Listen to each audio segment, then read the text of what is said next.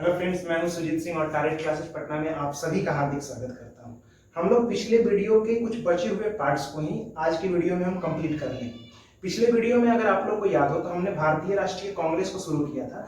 भारतीय राष्ट्रीय कांग्रेस में हम कुछ पार्ट्स को चर्चा किए थे पिछले वीडियो में, जैसे कि हम कुछ बेसिक इंट्रोडक्शन देखे थे कि भारतीय राष्ट्रीय कांग्रेस कब बना था, कैसे बना था, किस स्थिति में बना था, क्या सिचुएशन थी। उसके बाद हम लोगों ने कुछ महत्वपूर्ण अधिवेशन देखे थे 1885, 86, 87, 88, 1896 के महत्वपूर्ण अधिवेशन देखे थे। 1896 का महत्वपूर्ण अधिवेशन जो था उसी में वंदे मातरम गाया गया था, रहमतुल्लाह सयानी के नेतृत्व में हुआ था। उसके अलावा 1905 का महत्वपूर्ण अधिवेशन देखा था हमने। 1905 के अधिवेशन में गोपाल कृष्ण गोखले क्या थे, अध्यक्ष थे, और इसी अधिवेशन में क्या हुआ था, बंगाल विभाजन के विरोध में आवाज उठी थी और एक तरह से स्वदेशी मूवमेंट चलाया गया था। तो ये कुछ महत्वपूर्ण अधिवेशन पिछले क्लासेस में हम लोगों ने देखा था। 1905 तक हम लोगों ने देख लिया था। आज की वीडियो में हम लोग 1905 से आगे महत्वपूर्ण अधिवेशन देखेंगे और साथ में आज की वीडियो में हम लोग सारे अधिवेशन को और कांग्रेस को, भारतीय राष्ट्रीय कांग्रेस के सारे महत्वपूर्ण पहलू को हम लोग क्या कर लेंगे, चर्चा करके बहुत अच्छे तरीके से कंप्लीट कर लेंगे। तो अंत तक वीडियो को देखिएगा क्योंकि इससे बहुत क्वेश्चन बनने वाला है। आप लास्ट तक देखिए, बहुत सारे क्वेश्चन यहाँ से आप लेके जाएंगे जो कि डायरेक्ट एग्जाम में पूछे जाते हैं। ठीक है, तो अंत तक वीडियो देखिए। चलिए शुरू करते हैं। देखिए, अगला अधिवेशन जो हम लोग का महत्वपूर्ण अधिवेशन है वो है 1907 का। चलिए 1907 का कांग्रेस अधिवेशन देखते हैं। ये बहुत महत्वपूर्ण कांग्रेस अधिवेशन है 1907 का, क्योंकि इसी समय कांग्रेस का विभाजन हो जाता है। अभी बताऊंगा क्या क्या प्रॉब्लम थी, क्यों विभाजन होता है। पहले समझिएगा, 1907 का जो कांग्रेस अधिवेशन है ये कहां पर हुआ था, सूरत में हुआ था। कहां पर, सूरत में कांग्रेस अधिवेशन हुआ था। और इस कांग्रेस अधिवेशन के जो अध्यक्ष थे वो थे रास बिहारी बोस। कौन थे? 1907 के कांग्रेस अधिवेशन के जो अध्यक्ष थे वो थे रास बिहारी बोस। और कहां पर हुआ था, सूरत में हुआ था। इस समय कांग्रेस का क्या होता है, विभाजन हो जाता है नरम और गरम दल के बीच। नरम और गरम में क्या हो जाता है, विभाजन हो जाता है कांग्रेस में। क्योंकि मैंने आपको पहले ही बताया था कि कांग्रेस में शुरू से ही, जो कि एक तरह से शुरू से एक ऐसे ग्रुप थे जो कि कांग्रेस के सामने आग्रह और प्रार्थना पत्र के द्वारा सारी चीजें करना चाहते, शांतिपूर्ण तरीके से। वो तो नरम दल वाले हो गए। और बाद में एक ऐसा ग्रुप निकल कर आया जो कांग्रेस में ऐसे ग्रुप थे जो कि रिक्वेस्ट में, आग्रह में विश्वास नहीं रखते थे, वो थोड़ा वायलेंस में विश्वास रखते थे। वो रेडिकल होते थे, जिसमें बाल गंगाधर तिलक वगैरह का मैंने नाम बताया था। वो चाहते थे कि आजादी हमें छीनना है। ठीक है, तो शुरू में तो ठीक थी, दोनों में कन्फ्लिक्ट तो चल रही थी, लेकिन बाद में 1907 आते आते, ठीक है, 1907 आते आते स्थितियां और बिगड़ जाती है। और ये दिखता है कब, 1907 के कांग्रेस अधिवेशन के दोनों ग्रुप अलग हो जाते हैं। ये नरम गरम दल वाले बोलते हैं हमें तुम्हारे साथ रहना ही नहीं है, तुम अपना जाओ, अपना आग्रह करो, हम नहीं रह सकते तुम्हारे साथ। तो ये कांग्रेस का विभाजन हो जाता है 1907 के कांग्रेस अधिवेशन। रास बिहारी बोस थे इसमें अध्यक्ष। अगला जो है 1911 का कांग्रेस अधिवेशन में बहुत महत्वपूर्ण, इसे बहुत बार क्वेश्चन पूछा जाता है। क्यों बहुत महत्वपूर्ण है 1911 का कांग्रेस अधिवेशन? क्योंकि इसी कांग्रेस अधिवेशन में प्रथम बार हमारा राष्ट्रगान जन गण मन गाया गया था। प्रथम बार जन गण मन कब गाया गया था? 1911 का कांग्रेस अधिवेशन में गाया गया था, जो कहां पर हुआ था, जो हुआ था कलकत्ता में। कहां पर हुआ था? कलकत्ता का कांग्रेस अधिवेशन है, जिसमें विशन नारायण धर इसके अध्यक्ष थे। कौन थे? विशन नारायण धर इसके अध्यक्ष थे। और इसी में प्रथम बार जन गण मन, हमारा राष्ट्रगान, इस कांग्रेस अधिवेशन में गाया गया था। राष्ट्रगान के बारे में कुछ महत्वपूर्ण जानकारी आपको पता होना चाहिए, आप जानते भी हैं कि राष्ट्रगान को मतलब कि एक तरह से रचयिता इनके कौन है, रविन्द्रनाथ टैगोर है। रविन्द्रनाथ टैगोर ने राष्ट्रगान जो जनगण मन था वो शुरू में बांग्ला भाषा में, यानी बंगाल का जो से बांग्ला भाषा हो तो उसमें इसकी रचना की थी। बाद में इसको हिंदी में ट्रांसलेट कर दिया गया। और रविन्द्रनाथ टैगोर जो कि नोबेल पुरस्कार विजेता और भारत के एक तरह से राष्ट्रकवि भी कहे जाते हैं, उन्होंने ही बांग्लादेश का जो राष्ट्रगान है, ठीक है, आमार सोनार बांग्ला, इनके भी रचयिता रविन्द्रनाथ टैगोर ही है। यानी कि एक साथ इन्होंने क्या किया था, भारत का मतलब दो देशों के एक तरह से राष्ट्रगान के रचयिता रविन्द्रनाथ टैगोर है, भारत के साथ साथ बांग्लादेश का। ठीक है, उसके अलावा रविन्द्रनाथ टैगोर ने इसका ट्रांसलेशन बाद में मोतीलाल नेहरू के एक तरह से कहने पर या उनके एक तरह से विचारों के बाद इन्होंने क्या किया था, इसका ट्रांसलेशन इंग्लिश में किया था जनगण मन का, जो था the morning song of India. The morning song of India के रूप में इनका ट्रांसलेशन क्या किया गया था, इंग्लिश में किया गया था। तो ये कुछ बेसिक जानकारी थी जन गण मन से रिलेटेड। आगे बढ़िए, चलिए अब देखते हैं 1916 का कांग्रेस अधिवेशन। ये बहुत महत्वपूर्ण है।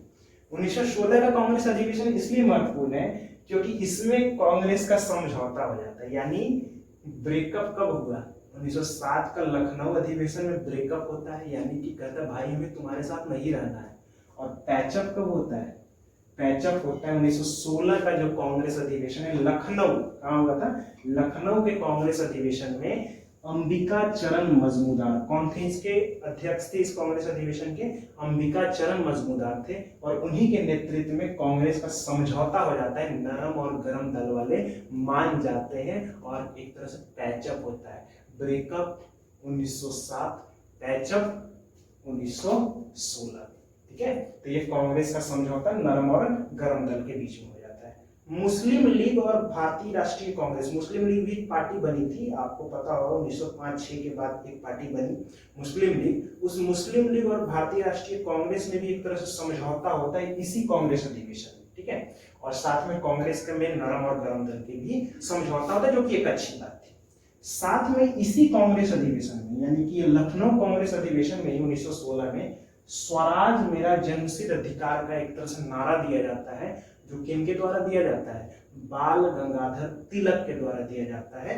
स्वराज मेरा जन्मसिद्ध अधिकार है और हम इसे लेकर रहेंगे, यानी कि Swaraj is my birthright and I shall have it. ये किनके द्वारा कहा गया था, बाल गंगाधर तिलक के द्वारा। और 21 कांग्रेस अधिवेशन में 1916 में। तो दो बातें 1916 कांग्रेस अधिवेशन से, एक तो कांग्रेस का क्या हुआ था, पैचअप हो गया था, यानी कि समझौता हो गया था नरम और गरम दल। स्वराज मेरा जन्मसिद्ध अधिकार का नारा भी इसी कांग्रेस अधिवेशन में दिया गया था बाल गंगाधर तिलक के द्वारा। और तीसरी मुस्लिम लीग और भारतीय राष्ट्रीय कांग्रेस में भी एक तरह से समझौता हुआ था इसी कांग्रेस अधिवेशन में, जो लखनऊ में था। अंबिका चरण मजमूदार इसके अध्यक्ष थे। अगला कांग्रेस अधिवेशन 1917, ये बहुत महत्वपूर्ण कांग्रेस अधिवेशन। 1917 का कांग्रेस अधिवेशन इसलिए बहुत महत्वपूर्ण है क्योंकि इस कांग्रेस अधिवेशन में अभी तक कांग्रेस अधिवेशन में कौन अध्यक्ष बनते आ रहे हैं, केवल मेल बनते आ रहे हैं, यानी पुरुष बनते आ रहे हैं। लेकिन 1917 का कांग्रेस अधिवेशन पहली बार इस कांग्रेस अधिवेशन में कोई महिला अध्यक्ष बनी थी, यानी प्रथम महिला अध्यक्ष जो बनी है वो कब बनी है, 1917 के कांग्रेस अधिवेशन में बनी है, जो कि कहां पर हुआ है, कलकत्ता में हुआ है। कहां पर, कलकत्ता में हुआ है। और कलकत्ता में वो महिला का नाम क्या था, एनी बेसेंट। क्या नाम था, एनी बेसेंट उस महिला का नाम था, जो कहां की थी, आयरलैंड की थी, ठीक है। आयरलैंड की महिला थी, जो एक तरह से गैर भारतीय थी। तो गैर भारतीय लेकिन महिला, प्रथम बार महिला जो थी 1917 के कांग्रेस अधिवेशन कलकत्ता अधिवेशन में बनी थी, एनी बेसेंट, जो कि प्रथम महिला अध्यक्ष थी। लेकिन क्वेश्चन यहां से पूछेगा, प्रथम महिला अध्यक्ष एनी बेसेंट, प्रथम भारतीय महिला अध्यक्ष जो कांग्रेस की बनी, ये एनी बेसेंट नहीं है, ये 1925 में बनी थी सरोजनी नायडू। ये तो गैर भारतीय थी, लेकिन प्रथम भारतीय महिला 1925 में बनी थी, सरोजनी नायडू बनी थी। तो मात्र देखिए ना, कांग्रेस में तो महिलाएं ज्यादा नहीं बनी अध्यक्ष, 3 ही महिला बनी है। कितनी महिला बनी है, तीनों को आप याद करा देता हूं अभी मैं। एक तो बनी 1917 में एनी बेसेंट, प्रथम महिला अध्यक्ष बनी, जो कि गैर भारतीय थी। उसके बाद 1925 में कौन बनी, 1925 में बनी थी सरोजनी नायडू बनी थी, ठीक है, जो कि प्रथम भारतीय महिला थी।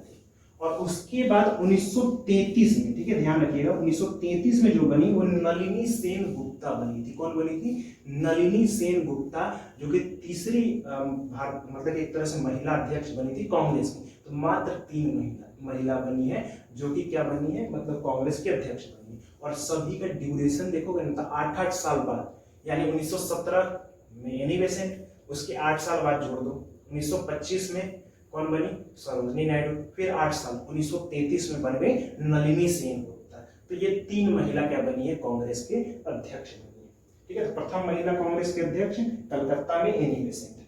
अगला 1919 का भी, ये भी इंपॉर्टेंट हो जाता है, इसलिए इंपॉर्टेंट होता है 1919 का कांग्रेस अधिवेशन, मैं अभी बताता हूँ उसके बारे में। 1919 का जो कांग्रेस अधिवेशन है ये कहां पर हुआ था, अमृतसर में हुआ था, ठीक है। और ये थे, इसमें जो अध्यक्ष थे वो थे मोतीलाल नेहरू, पंडित मोतीलाल नेहरू जो थे इस कांग्रेस अधिवेशन के अध्यक्ष थे। और ये इसलिए महत्वपूर्ण हो जाता है क्योंकि आपको पता होगा अमृतसर और 1919 से कुछ बात याद आ रहा है, जालियांवाला बाग हत्याकांड इसी समय हुआ था 13 अप्रैल 1919। ठीक है, 13 अप्रैल 1919 में जालियांवाला बाग हत्याकांड हुआ था, जो भारतीय इतिहास में सबसे बुरा समय था। एक तरह से बहुत जघन्य अपराध हुआ था। 13 अप्रैल 1919 में आपको पता होगा कि रॉलेट एक्ट और मार्शल लॉ लागू था और इसी समय बैसाखी के मेला लगने के कारण अमृतसर के जालियांवाला बाग पार्क में बहुत सारे लोग, निर्दोष लोग इकट्ठा हुए थे और मेला एक तरह से बैसाखी के मेला को एंजॉय कर रहे थे। कुछ लोग और भी आए हुए थे, लेकिन इसी समय जनरल डायर क्या कर देते हैं, पूरे फाटक को बंद करके अंधाधुंध गोली चलवा देते हैं और इस गोली से मतलब हजारों की संख्या में मतलब कि जो निर्दोष थे उनकी जानें चली जाती हैं। और ये भारतीय इतिहास के लिए सबसे बुरा समय रहा है 13 अप्रैल 1919 में। जब इनकी मौत हो जाती है तो मौत होने के बाद एक महत्वपूर्ण क्वेश्चन बता रहा हूं कि बहुत सारे लोगों की जान चली जाती है और इस जान चले जाने के बाद जो जनरल डायर थे, ठीक है, डायर साहब थे, इनके विरुद्ध एक कमीशन या एक आयोग बनता है। ठीक है, और वो आयोग का नाम ध्यान रखना, वो आयोग का नाम था हंटर आयोग। ठीक है, इनके विरुद्ध जांच के लिए कौन सा आयोग बनता है, हंटर आयोग। हंटर आयोग बनता है जो कि जांच करने आया था कि आखिर जालियांवाला बाग हत्याकांड में क्या हुआ था, क्या दोषी है जनरल डायर। ये हंटर आयोग बनता है, हंटर कमीशन बनता है।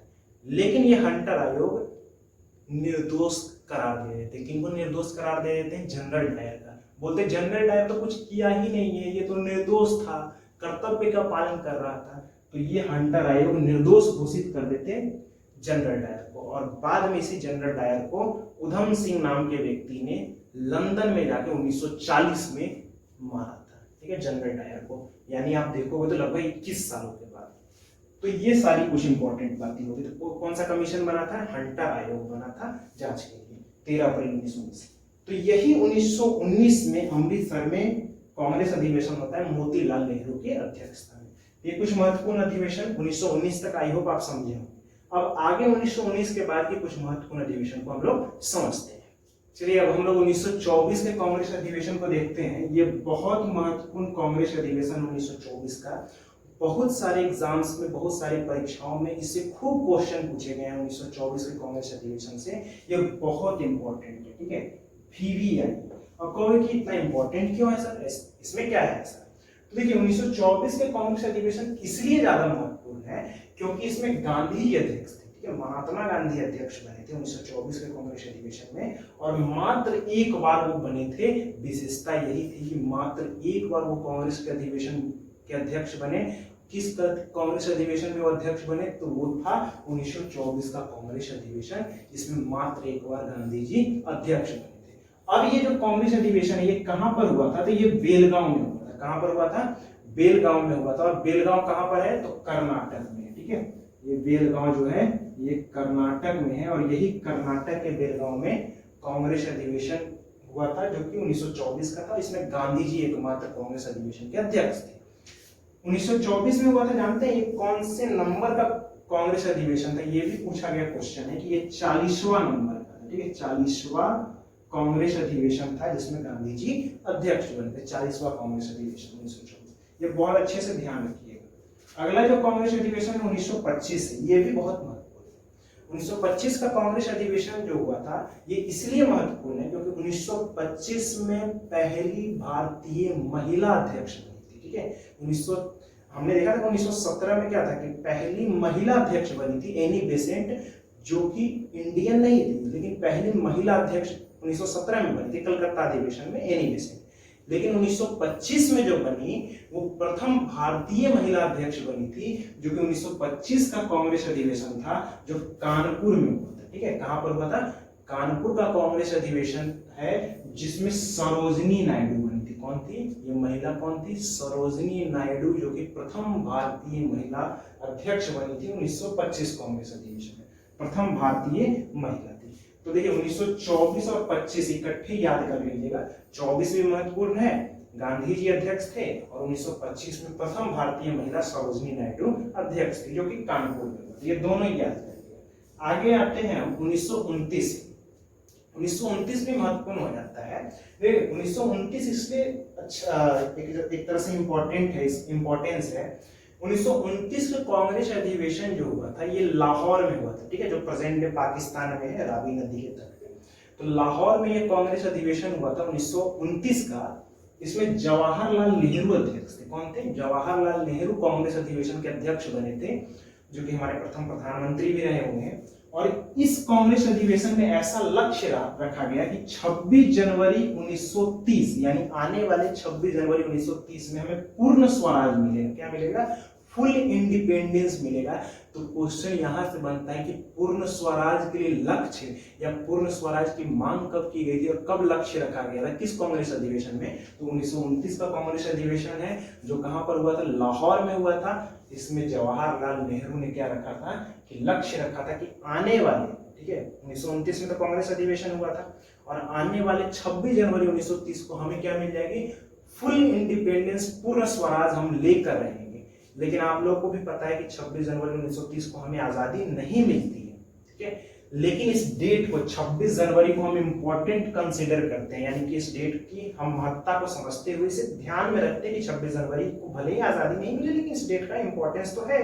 पूर्ण स्वराज की बात तो की गई थी। इसीलिए जब हमारा संविधान, आपको पता है हमारा संविधान जो है 26 नवंबर 1949 को ही बनकर तैयार हो गया था, 26 नवंबर 1949 को। लेकिन इसे 2 मंथ रोका गया, ठीक है, 2 मंथ रोक के 26 जनवरी 1950 को लागू किया गया था। क्यों लागू किया गया था? क्योंकि इसी डेट के कारण, इस डेट की महत्ता को ध्यान में रखते हुए, इस डेट को इंपॉर्टेंट बनाते हुए वहां पर 26 जनवरी 1950 के जो है संविधान लागू करके और गणतंत्र दिवस, ठीक है, गणतंत्र दिवस रिपब्लिक डे के रूप में हम लोग सेलिब्रेट करते हैं। तो ये महत्ता थी 1929 के कांग्रेस अधिवेशन की। तो ये तो लाहौर। देखिए 1929 और 31 एक साथ याद रखा जा सकता है।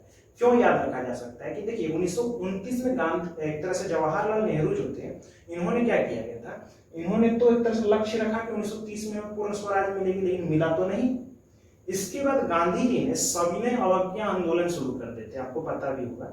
सविनय अवज्ञा आंदोलन जो है वो सॉल्ट मार्च यानी नमक सत्याग्रह से शुरू होता है 12 मार्च 1930 से, और 6 अप्रैल 1930 को एक तरह से नमक सत्याग्रह का जो है नमक कानून बनाकर एक तरह से तोड़ दिया जाता है, नमक बनाकर 6 अप्रैल को दांडी में की यात्रा चलती है।